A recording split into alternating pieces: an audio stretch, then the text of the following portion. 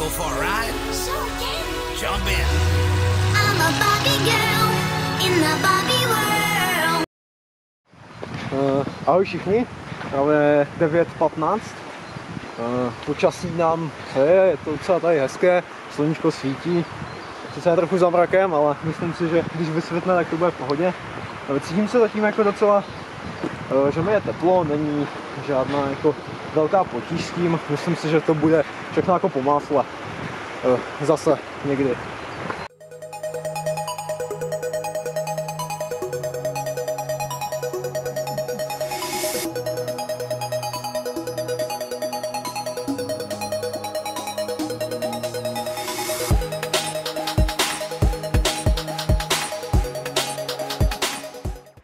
Čau, právě 10:15, je o hodinu později, než jsme vyšli.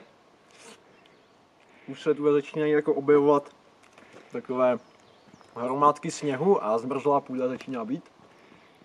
Sluníčko ale stále svítí, takže docela v pohodě. Začínám jako cítit trochu jako námrazu na rukou, ale zatím ještě všechno jako se nějak dá, všechno je v pohodě. Tak se snad uvidíme někde ve sněhu.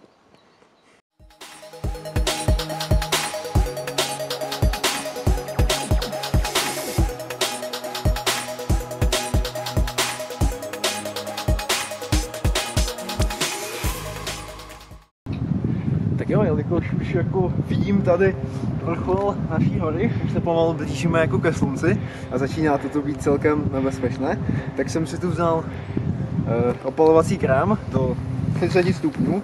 To jako není úplně jako nejlepší, ale prostě myslím, že to nějak bude. Tak hlavně jako tady trochu na krk, ten jako se nejvíc spaluje.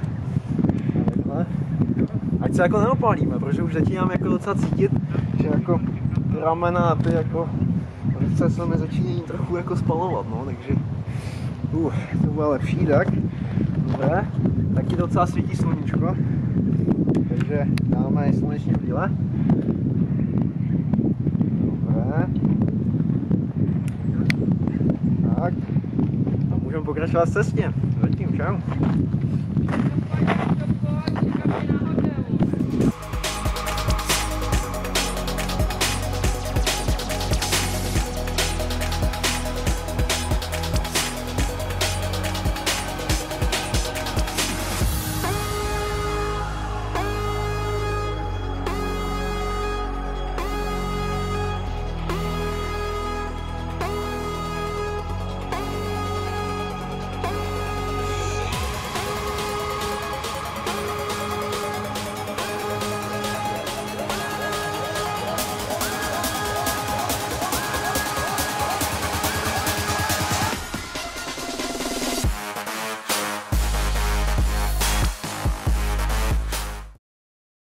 Právě jsme vyšli na vrchol Lise hory, do restaurace jsme vyšli, tak jsem si tu objednal kulatou koníku, abych se jako trochu ohnal, aby to bylo takové lehký. Musel jsem se asi oblézt, abych tu nepohoršoval jako ostatní lidi kolem mě.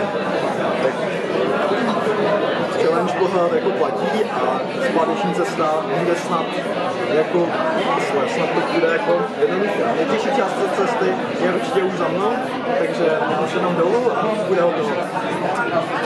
Dobrou chuť.